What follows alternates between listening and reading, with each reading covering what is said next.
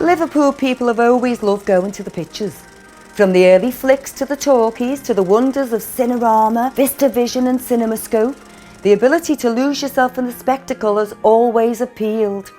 I can remember the queues right round the cinema in them days. And in the golden age of cinema, post-war audiences in Liverpool flocked to the gilded picture palaces to see their favourite movie stars on giant screens. And it was all made possible by the unseen heroes, the showmen of celluloid, the projectionists. You were projecting Hollywood to other people. To be a projectionist was to have one hand on Hollywood, connected to the great names of the movies by reels of film and the mechanics of cinema.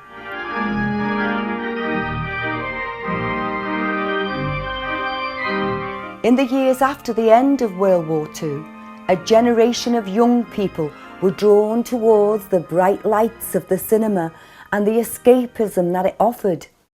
To be a projectionist was a dream for many a teenage school leaver. It was 1954, August, when I left school. My mum sent me down to town by the tower, one of the offices, about a job. I wasn't interested in anything like that because I always wanted to be a projectionist. And I got off the tramcar, crossed over the road and stood there for a few minutes and got back on the car and come back home again. And my mother went mad, absolutely mad. I said, I want to work in the cinemas. All right, I'll have a talk with Mr. Eaton. He was the manager at the Cares, and the chief operator knew me. And I went down and Stan said to me, do you want to come and work here now full time? I said, oh yeah, oh boy. And I'd left school and couldn't get a job. And an ex-operator, he advised me to go and see Mr. Ward at the Rialto Cinema, and he got me a job in the Rivoli, which was 5 minutes away from home. My first interview was at the Carlton. With Gordon Rowley. With Gordon, yeah. But I didn't get the job. But I was determined because that was the job I wanted to do. That blue light fascinated me, you know, because it was a blue light and it was a carbon arc. Yeah. And you think, you got more and more. I wanted to know how that works. Yeah. We got the job we wanted, working in the movies, because it was a great job to be in.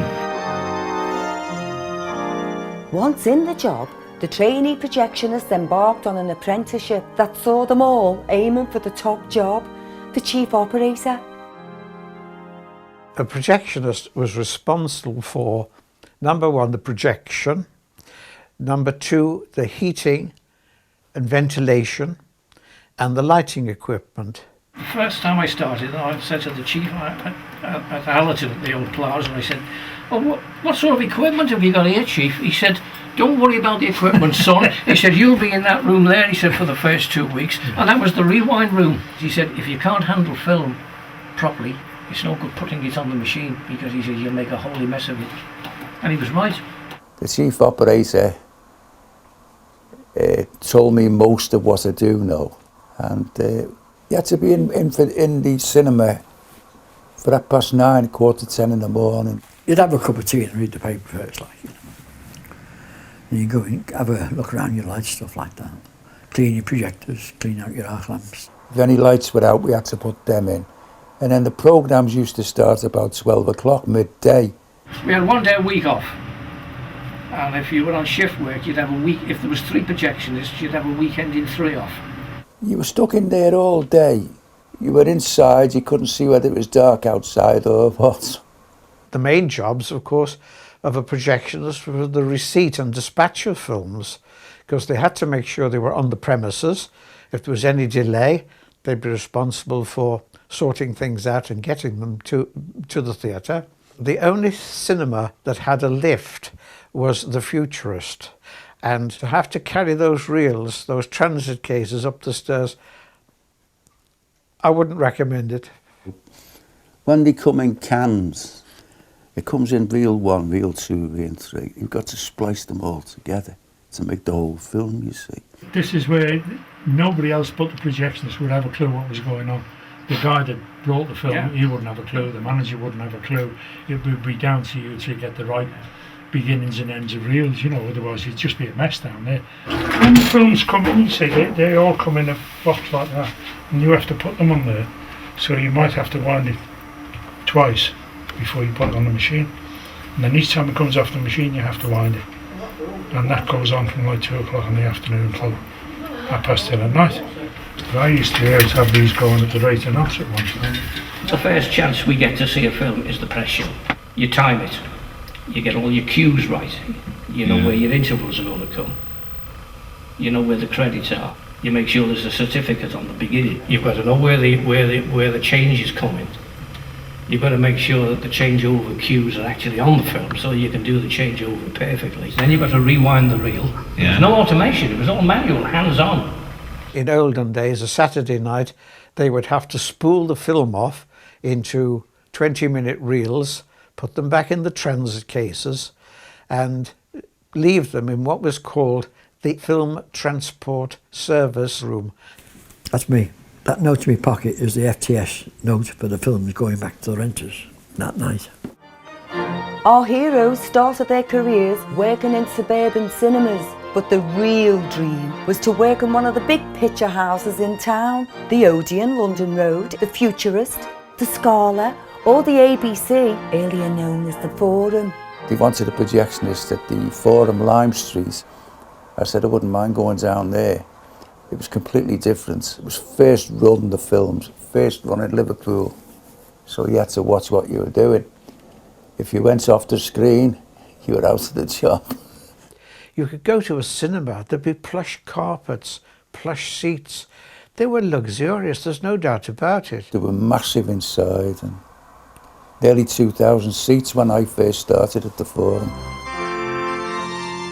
To go with the opulent surroundings of the picture house, the studios were concentrating their efforts into putting amazing images on the screen. It was a period of technical innovations and developments in cinema. CinemaScope came in, and the first place to show CinemaScope was the Odeon in London Road. The first one, it was called The Robe, and as I remember, there were queues up London Road and around the building for quite some time. We also done the 3D. That was when we had to put glasses on. That was a damn nuisance, that was. 2 projectors were linked together. So you had the same print on the left-hand side projector and the same on the other projector. So they both started at the same time. And then people were complaining about their eyes getting sore with the glasses on. And that faded out. Cinerama was intended, if you look straight ahead, you take your fingers out as far as you possibly could, that was the coverage of Cinerama. Ladies and gentlemen, this is Cinerama. If you've never seen Cinerama opening done properly, you haven't seen anything. You've got this huge spectacle, and it comes so suddenly that on the opening night we had 3 faintings and 5 throw-ups, so it was, and we held the record. Nobody else in the country could boast that they had so many people carted away. The Futurist was the only cinema in Liverpool that played sense surround, and the sense surround, for those who don't know, was very low frequency sound, which wasn't on the film. It was done by a generator, which is alongside the projectionist, but there were cues on the film which brought the generator into operation. The vibrations were so intense that we had to put covers around the chandeliers in case it shook the glass fittings off.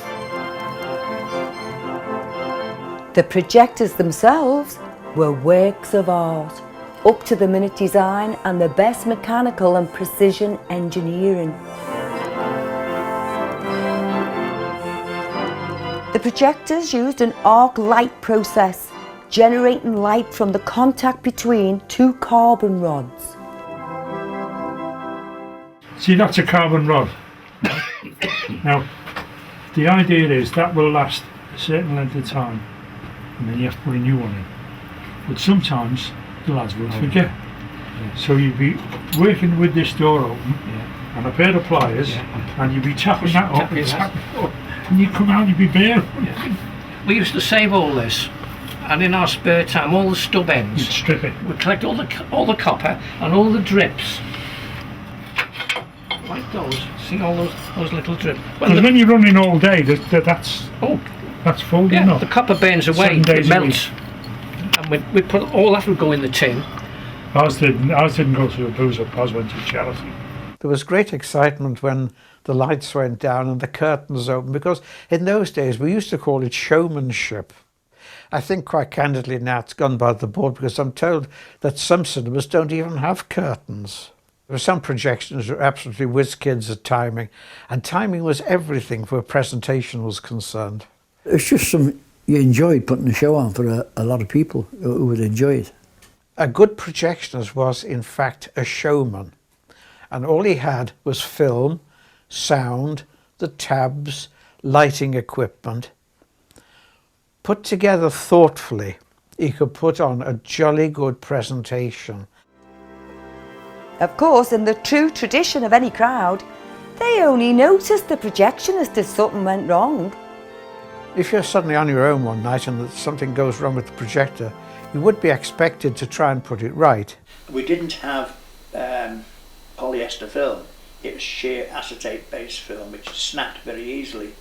So on numerous occasions, when the machine started, the take-up spool was round and snapped the film. I've heard the stories of cinemas having a blank screen, but I honestly hardly ever remember that happening. You see, a film, if it has a splice in it, every time it is rewound, it must be checked. I remember one day, you see, sometimes if you're in a hurry, making it up, taking out the tin and putting it onto a spool, if you're in a hurry, you never checked it properly. So you just take a chance. Snapped. And I had a mountain of film on the floor. I didn't want to stop the film, you see. And the bloke that was in charge at the time came in. He came in and he panicked. He said, "Stop that projector." I said, "I'll fix it, leave it, I'll fix it." "Stop that projector." I said, "Leave it." I said, "You've got a full house down there, leave it, I'll get it back." He said, "You'll never get that back in." He said, "It'll be filthy dirty." So I got it all back in. So "See what I mean?" He said, "Up there." I never forget that day. The long hours and having to work weekends meant our heroes had little time for socialising away from the cinema. So it wasn't unusual for a bit of workplace romance when the manager wasn't looking, of course. Most of the projectionists married an usherette because that's the only people we ever met. You'd find that usherettes from ABC would probably marry projectionists from a rank theatre or a Gaumont theatre and vice versa. Yeah. Now is the time for ice cream. Ice cream time! It's ice cream time with Lion's Mane. Ice cream time with Lion's Mane. Yeah, she was head sales girl at the Mayfair. Yeah, she was in charge of the ice cream sales. Well, that's how we got to know each other. She used to ring me up and saying, this tray's not working, the light won't light. And I had to go up and down to repair them. This sort of thing went on. It was frowned upon for obvious reasons. If you had a young girl seeing one of the male staff and they broke off, invariably you're going to lose one of them. But if you went to a strange theatre, if you'd never been there, the first thing you'd ask one of the other staff, "What are the usherettes like here?" You know? Yeah. If you were looking, you know, and then they'd probably say, "Well, how many projectionists were here? You know, are they all married?" But in some, it was strictly taboo, wasn't it? You were out the door. So yes, it was frowned upon, and equally so for managers. 46 years, married now. Golden ages rarely last long, and we now have cinemas closing all over the country, with multiplexes only screen and digital films. The days of the projectionists seem to be at an end. There was a general decline, and the company started introducing multiplexes. And so the company in their wisdom turned the Forum into a triple, and that then meant the demise of the Scholar and the Futurist. all those years, and it closed on 1998. So they asked me, is there another film you'd like to have? One film I always wanted to show for all those years was Casablanca, because I'd never shown the film. And we were made up because on that night we didn't think we'd have many in. Well, it was packed to the ceiling. There wasn't a seat empty. They loved it. And when it was coming to 10 minutes before the film, I was watching it going to the projector, and I thought, the last time for a film for me now. There's no projectionists on Merseyside other than at Crosby. They've still got theirs, but they're likely to disappear before the end of the year. They're digimas. Digimas? They're digimas, they're not cinemas. There's not a foot of film in the building. Once I left the business and cinemas had shrunk, we just had the multiplexes. The giant screens that we had in the Futurist and Scala were no more. And for some reason, I lost interest. The movies would never have grown into the gigantic industry it is today without our projectionists. They dedicated their lives to the silver screen. They showed themselves to be cinema's real heroes. Good fun. We could talk all day and drive you mad, you know. I don't think any projectionist is sorry he went in the business.